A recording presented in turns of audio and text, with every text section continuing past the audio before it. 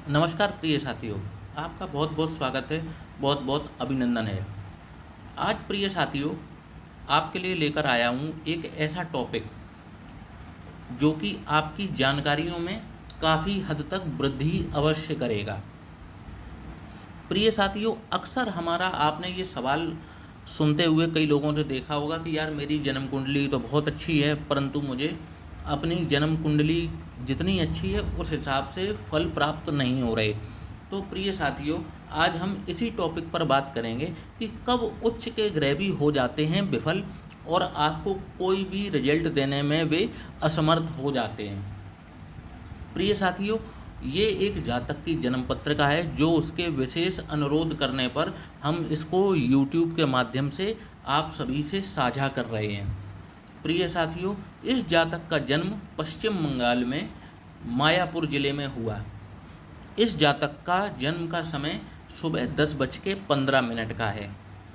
कर्क लग्न की कुंडली है और लग्न चक्र को देख करके काफ़ी चीज़ों में ऐसा लगता है कि ये किसी विशेष जातक की कुंडली है जिसमें कि ये जातक बहुत उच्च पदस्थ आसीन होगा और एक राजयोग का उपभोग कर रहा होगा। परंतु होता है ठीक इसके विपरीत।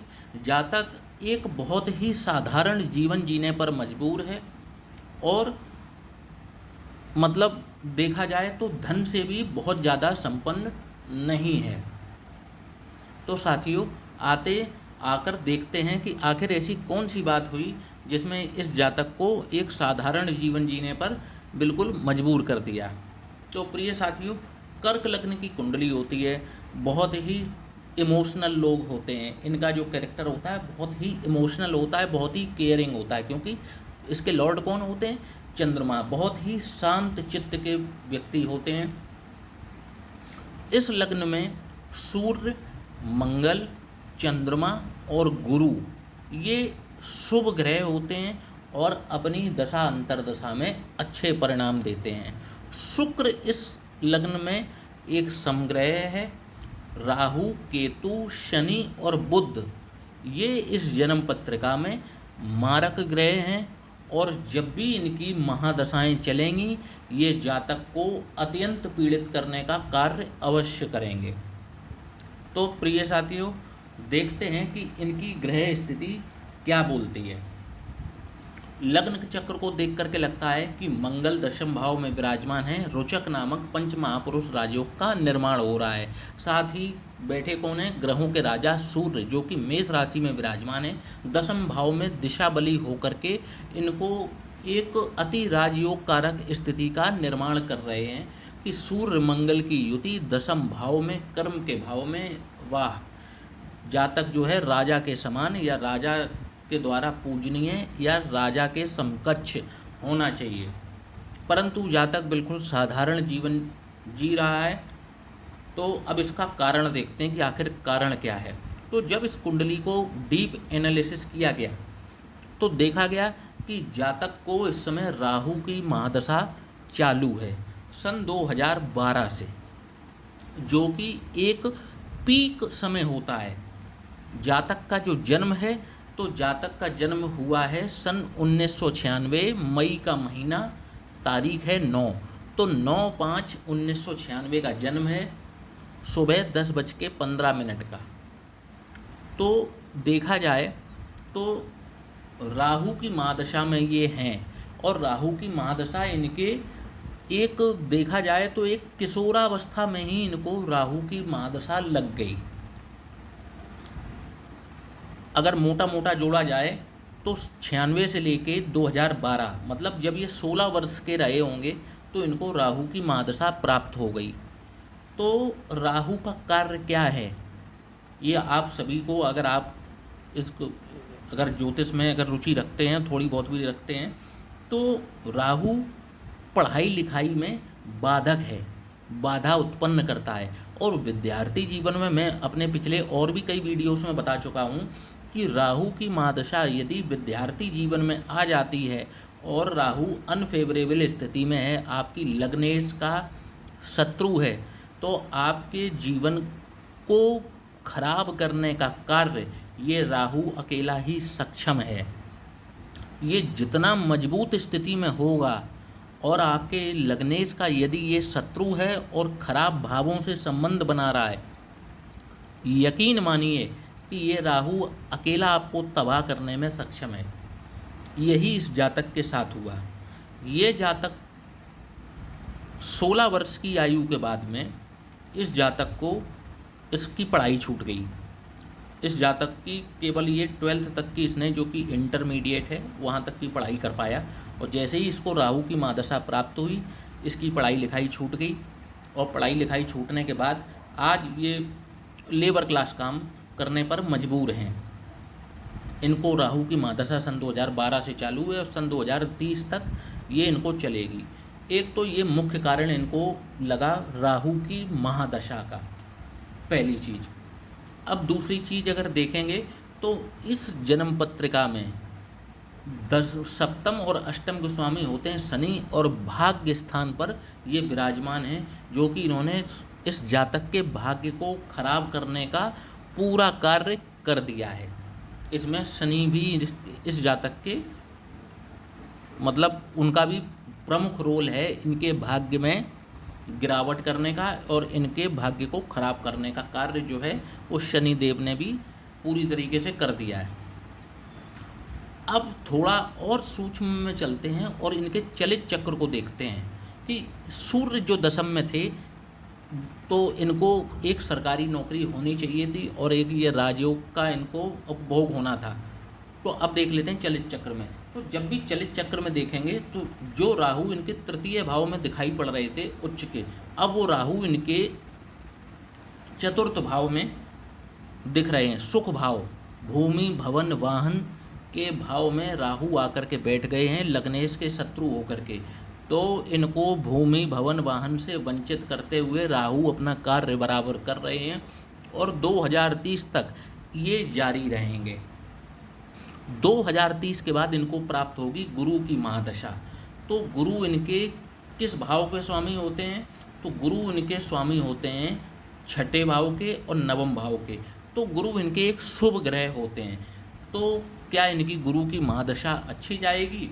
तो देख लेते हैं कि गुरु इनको फल कहाँ के देंगे। तो गुरु लग्न चक्र में तो छठवें भाव में विराजमान है, लेकिन सप्तम अगर देखा जाए तो अगर चलित चक्र देखा जाए तो ये सप्तम भाव में विराजमान हो गए, जो कि गुरु की ठीक ठाक प्लेसमेंट है।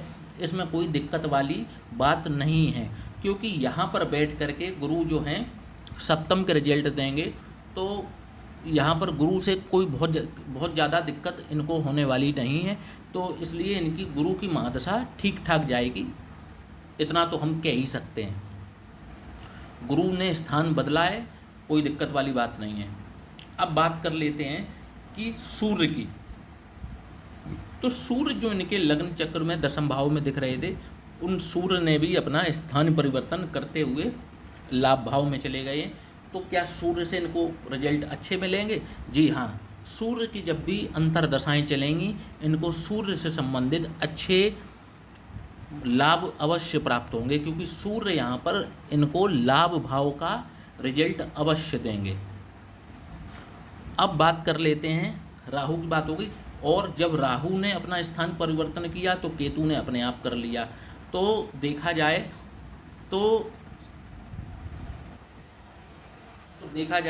तो केतु जो इनके नवम भाव में विराजमान हैं, चलित चक्र में दशम भाव में इनके परिणाम देना शुरू कर दिए। तो इनको कैरियर में भी केतु दिक्कत दे रहे हैं। अब इनका उपाय क्या है? तो इनके उपाय में इनको सलाह दी जाती है कि एक तो ये राहु की शांति कराएं, और राहु की शांति यदि ये कराने में सक्षम नहीं है तो ये नित्य प्रतिदिन शिवलिंग पर जाकर के एक लोटा जल बेलपत्री के साथ में ये अवश्य चढ़ाते रहें। इनको राहु की महादशा से और उसकी होने वाली परेशानियों से इनको लाभ अवश्य प्राप्त होगा, पहली चीज़। दूसरा उपाय इनको शनि का करना है, जो कि शनि इनके भाग्य भाव में विराजमान हैं और लग्नेश के परम शत्रु हैं। तो शनि से संबंधित दान इनको अवश्य करते रहने चाहिए समय समय पर। हर शनिवार हो सके तो ये तेल का, लोहे का ये दान करते रहें और पीपल के वृक्ष की ये परिक्रमा अवश्य करें। हर शनिवार के शनिवार ये पीपल के वृक्ष की परिक्रमा अवश्य करें और इनको अपने राहु और शनि को शांत करने की आवश्यकता अवश्य है। इसके अलावा ऐसी कोई खास दिक्कत इसमें मुझे दिखती नहीं है और आशा करता हूँ कि इनकी गुरु की महादशा इनके जीवन की सर्वोच्च महादशाओं में से हो और जो भी इनकी आशाएं हैं वो इनकी अवश्य पूरी हों। तो अगर देखा जाए मोटा मोटा तो इनका जो अच्छा वक्त है वो सन 2030 के बाद, जैसे ही इनको गुरु की महादशा लगेगी, सन 2030 के बाद में इनको धन से संबंधित और भी चीज़ों से संबंधित, प्रॉपर्टी से, निवेश से संबंधित इनके जीवन में धन का संचय होना प्रारंभ अवश्य होगा और ये अच्छा जीवन जी पाएंगे।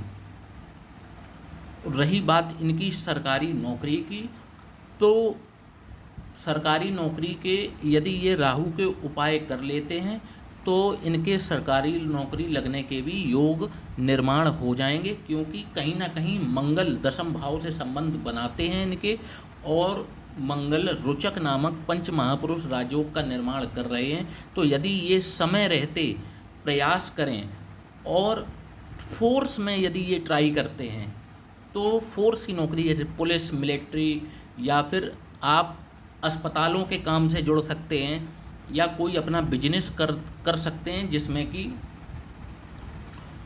मंगल के कारकत्व, जैसे कंस्ट्रक्शन का काम है, भूमि भवन वाहन का काम है, तो ये उन कार्यों से जुड़ करके, मंगल के कार्यों से जुड़ करके ये लाभ कमा सकते हैं। और सरकारी नौकरी लगने के योग इनके निर्माण तभी होंगे जब ये राहु की शांति कराएंगे और राहु के उपाय करेंगे, तो इनको जो है वो मंगल की कृपा अवश्य मिल जाएगी।